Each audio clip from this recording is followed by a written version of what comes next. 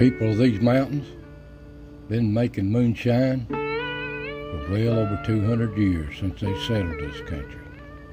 Whether it be southwest Virginia, southeast Kentucky, southern West Virginia, or East Tennessee, they've been making it. And they mostly made it for family, friends, get-togethers. But there's an old saying in these old mountains. It's either coal mines, moonshine, or moving on down the line. There just wasn't much to do here, and it was just, times was hard, and it was a way to make a living. And they started out small, but they became a market for it, especially when the Prohibition started. So this is their story of how they supplied that demand.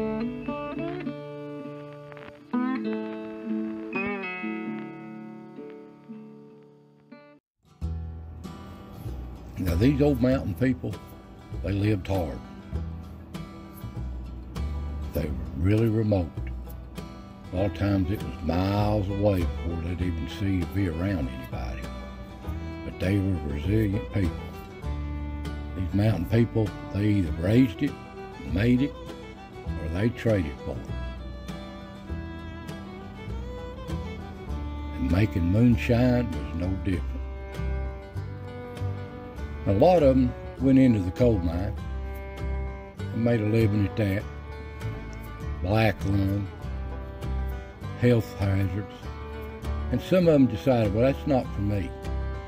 So they thought they would just make them a moonshine, sell it, make a living, provide for their family, even though it was against the law, but they was going to do it anyway. And besides, it's easy to hide. These old mountains are real remote, these hollers. The sun don't hit them but about 2 or 3 hours a day. Fog, remote areas. And they would supply it to the local stores. Friends, family, people they knowed.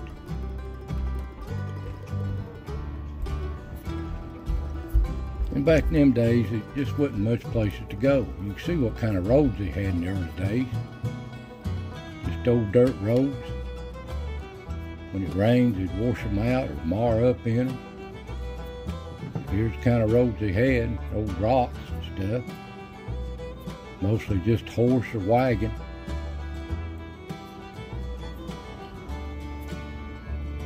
And it'd take them all day just to go to the local community town or store. But this is how it was.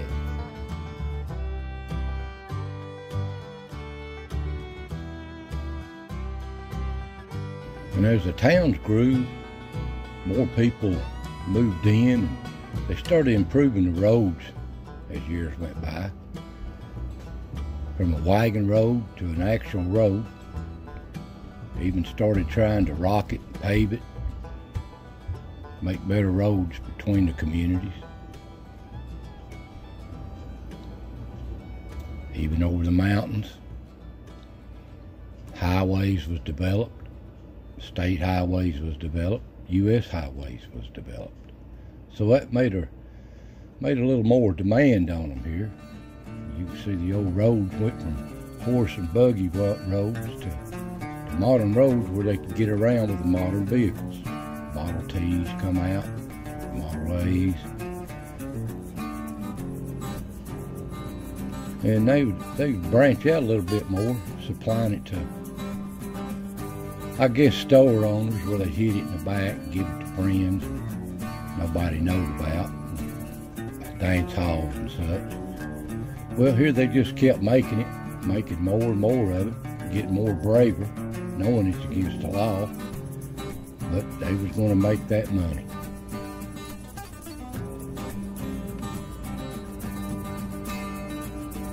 Some of them even bragged about it.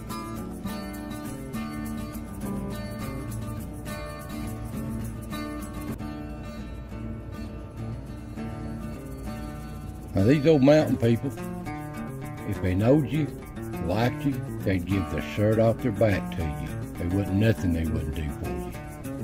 But if you cross one of them, you've got the whole clan to deal with.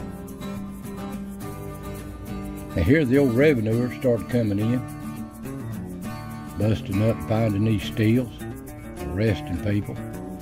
A lot of them went up these hollers and never come back. Some people just wasn't going to put up with that. And a lot of violence ensued.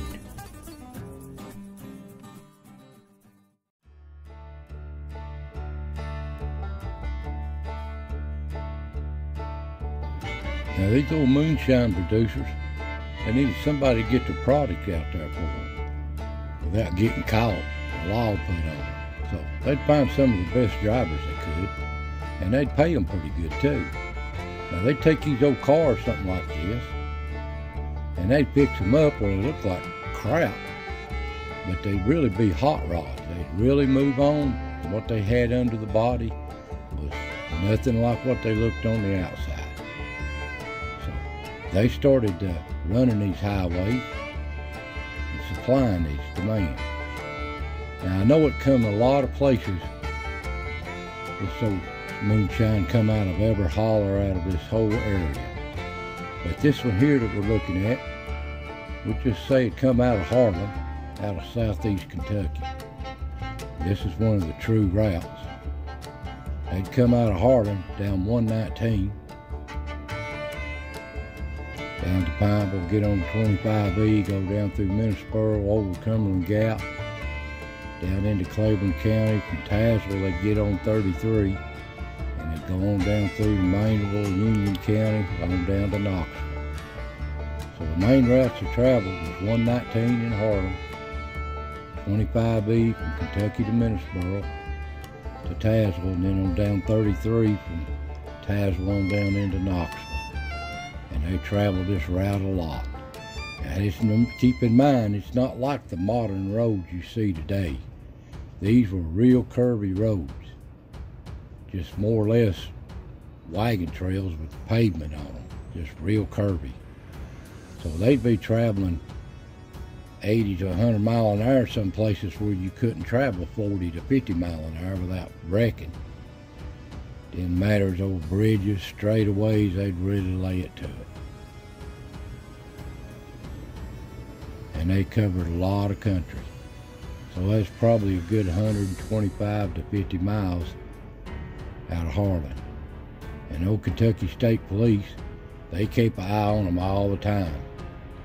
Tennessee State Police done the same thing, watching these highways, see these cars squatted down. And they mostly traveled at night. And they'd catch a lot of them too. So you see them here loaded down. Big catch. Didn't matter if it's a small time operator, they caught them all. But a lot of them got through. And just travel on these old roads as fast as they can move it. And here's what happened to a lot of them, worse than getting caught. A lot of them died on these old roads. Couldn't hold it on the road or something. They'd wreck or hit somebody head on or something. A lot of them, that ended their travels for them. But anyway, a lot got through. But these little counties tried to catch them too. So it was a full-time business. And no matter how much they found, how many steals they found and destroyed, it didn't make no difference. They'd just go back down to the country store, get their supplies, head right back up in them hollers. And they just keep destroying them when they can. Most of them would run off up in these hollers, they'd never catch these people. They just, when they left, they'd start another one somewhere else. Well, this is an ongoing struggle in these mountains. Now these old drivers, they got pretty good. They got together on weekends, started racing each other. And one thing led to another, people watching, wanted to pay to watch them race. And one race turned into another, and that's the start of NASCAR right there. That's the start of the old race cars. Well, them days is long gone. They even made movies about this Thunder Road. But this is actually what happens in these mountains. the life these people had. But anyway, it ain't nothing to go down into Sevier County, Sevierville, Pigeon Forge, Gatlinburg, distillery out of distillery. Get all the moonshine you want. Even get all the free samples you want. So, times have changed. So I hope y'all enjoyed this little bit of history. And I thank you for watching, and I'll see you next time.